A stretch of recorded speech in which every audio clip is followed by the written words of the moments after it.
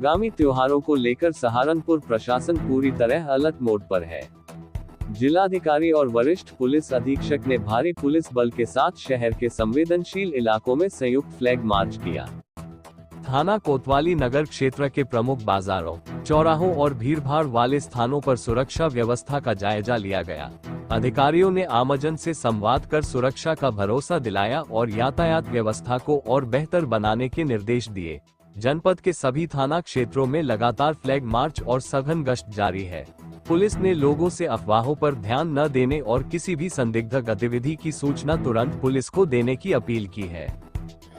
ये लगातार अपराध की रोकथाम के लिए और आगामी त्योहारों के दृष्टिगत भी पुलिस और प्रशासन की टीमें लगातार संवेदनशील क्षेत्रों में हम लोग फ्लैग मार्च कर रहे हैं, पैदल गश्त कर रहे हैं। और इसी क्रम में आज सभी जो पुलिस के और प्रशासन के अधिकारी हैं वो बिल्कुल साथ साथ अलग अलग एरिया में सघन चेकिंग कर रहे हैं।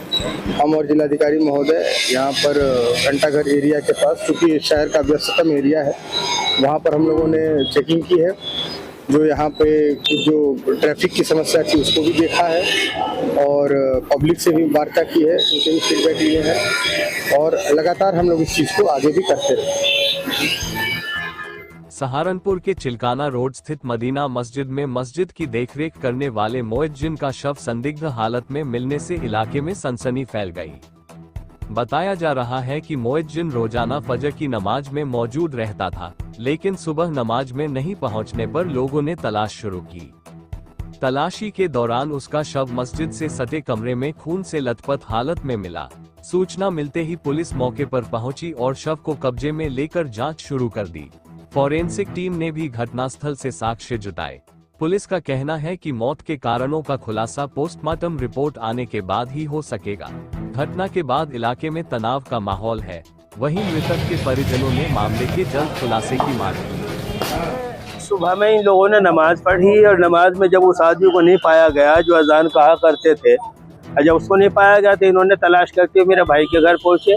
फिर मेरा भतीजा और एक दो आदमी और वहाँ मेरे यहाँ पहुँचे। रिपोर्ट करने को कहा तो थाने वालों ने इनकार कर दिया था उस वक्त रिपोर्ट करने से। फिर उसके बाद मैं तकरीबन 11 बजे करीब में अपना कार्ड लेके आया, जो विकलांग कार्ड है, ये मेरा कार्ड है, ये मैं लेके पहुंचा था उनके पास में और रिपोर्ट दर्ज कर ली गई। फिर मैंने कहा कि मुझे फ़ोन ट्रैक चाहिए, तो वहाँ से देहात कोतवाली से अल्पाइन स्कूल आया तो दीवान जी बोले कि फ़ोन यहाँ भी पड़ा हुआ है। तो जब उन्होंने उनसे नंबर मिला के चेक किया तो फ़ोन उन्हीं का था, हमारे भाई का। तो पूछा कहाँ था, तो उन्होंने बताया 3 बजे हमें 3 में यानी ताहिर की दुकान जो है यहाँ पे मिला उनको, लेकिन मरने वाला वो फ़ोन तो यहाँ मिल रहा है और मरने वाला एक ऐसी जगह जाकर मर रहा है जहाँ जाने का कोई आदमी का शौक हो उसका ख्याल भी नहीं जाता। उसके ऊपर चादर ढकी हुई है, उसके ऊपर मतलब जो है चटाई पड़ी हुई है और जो है एक लठिया को बल्ली वगैरह रखी जिसमें खून लगा हुआ है। और दूसरी चीज़ एक शवाहिद के तौर पे एक बेंच जो है लोहे की है, वो बल्कि वो टूटी हुई है। लगता है कि कोई हाथापाई हुई होगी जो तो टूटी बेंच, कोई ना कोई मामला ज़रूर हुआ। मैं इस कार्ड के माध्यम से, आप लोगों के माध्यम से प्रशासन से चाहता हूँ, अपील करता हूँ कि बिल्कुल मुकम्मल जांच चाहिए और जो इस कर्म को करने वाले लोग हैं उन्हें उनकी सज़ा मिल जानी चाहिए। सहारनपुर में भाजपा महिला मोर्चा कार्यकर्ताओं ने सपा सांसद अजेंद्र लोधी की प्रधानमंत्री नरेंद्र मोदी पर की गई कथित अभद्र टिप्पणी के खिलाफ जोरदार प्रदर्शन किया। हकीकत नगर धरना स्थल से शुरू हुआ प्रदर्शन कलेक्ट्रेट पहुंचा, जहां महिलाओं ने सपा सुप्रीमो अखिलेश यादव और सांसद अजेंद्र लोधी के खिलाफ नारेबाजी की। भाजपा महिला मोर्चा की क्षेत्रीय महामंत्री रमा गुप्ता, क्षेत्रीय उपाध्यक्ष वर्षा चोपड़ा, महानगर अध्यक्ष आरती शर्मा ने कहा कि प्रधानमंत्री नरेंद्र मोदी के नेतृत्व में महिलाओं के सम्मान और सशक्तिकरण के लिए कई ऐतिहासिक योजनाएं चलाई गई है, इसलिए देश की मातृशक्ति उनके सम्मान के खिलाफ किसी भी टिप्पणी को बर्दाश्त नहीं करेगी। प्रदर्शन के दौरान महिला मोर्चा कार्यकर्ताओं ने चेतावनी दी कि यदि जल्द माफी नहीं मांगी गई तो व्यापक जनांदोलन किया जाएगा। माफी मांगो, माफी मांगो, माफी मांगो, सपा सांसद माफी मांगो, माफी मांगो, माफी मांगो, माफी मांगो, माफी मांगो, सांसद माफी मांगो, माफी मांगो, माफी मांगो, प्रधानमंत्री जी का अपमान नहीं सहेगा हिंदुस्तान, प्रधानमंत्री जी का अपमान नहीं सहेगा हिंदुस्तान।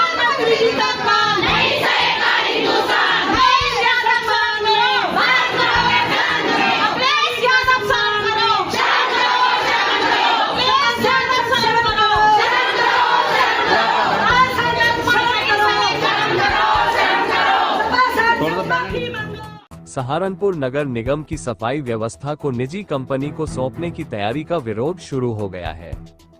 पार्षद फहाद सलीम और फराज अंसारी ने मंडलायुक्त को ज्ञापन सौंपकर टेंडर प्रक्रिया पर तत्काल रोक लगाने की मांग की है।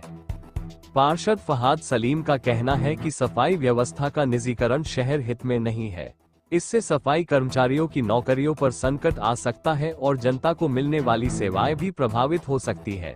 पार्षदों ने आरोप लगाया कि टेंडर प्रक्रिया में पारदर्शिता नहीं बरती जा रही और जनप्रतिनिधियों को भरोसे में नहीं लिया गया। ज्ञापन में कहा गया है कि नगर निगम के पास पहले से अनुभवी कर्मचारी और पर्याप्त संसाधन मौजूद है। ऐसे में निजीकरण से सफाई व्यवस्था बिगड़ सकती है।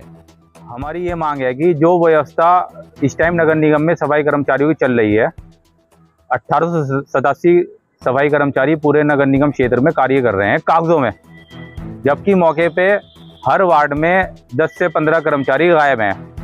पहले इस व्यवस्था को सुधार होना चाहिए। इसमें जो भारी भ्रष्टाचार नगर निगम स्वास्थ्य विभाग द्वारा किया जा रहा है, पहले इस भ्रष्टाचार को खत्म करें। पहले उन कर्मचारियों की पूर्ति करें जिन कर्मचारियों को इन्होंने मिली भगत से स्वास्थ्य विभाग वालों ने घर बिठा रखा है। पहले उन सफाई कर्मचारियों को, अगर 1887 कर्मचारी शहर में काम करेंगे तो निजी कंपनी को लाने का कोई फायदा नहीं होने का। निजी कंपनी से अच्छा काम ये हमारे जो 1887 कर्मचारी नियुक्त हैं वो आ जाएंगे, तो निजी कंपनी को लाने की ज़रूरत हमें नहीं पड़ेगी। अब रही पैसे की बात, लगभग 41-45 करोड़ रुपए इसका खर्चा आ रहा है इस शहर की सफाई का पर मंथ का। वो अब बढ़ के 80-90 करोड़ रुपए हो जाएगा। उसमें भारी भ्रष्टाचार हो। क्या गारंटी है कि कंपनी आने के बाद सफाई कर्मचारी पूरे आ जाएंगे? अब मेरा ही वार्ड देख लो, मेरे वार्ड में 21 कर्मचारी नियुक्त हैं, 13 कर्मचारी सरकारी हैं और 9 कर्मचारी CLC के हैं। आप मौके पे जाके कभी भी देख लो, 8 से 10 कर्मचारी मौके पे काम करते मिलेंगे, उनमें से भी 2-3 छुट्टी कर लेते हैं। इसी तरह 70 के 70 वार्डों में यही हाल है। सबसे हमारी मांग ये है कि आप निजी कंपनी को ले जाओ, मगर पहले जो 1887 कर्मचारी हमारे यहाँ नियुक्त हैं, पहले उनको सबकी जो है पूर्ति की जाए। फिर उसके बाद जो है पार्षदों से बात करके, पार्षदों से समन्वय बनाकर ये आगे की कार्रवाई की जाए।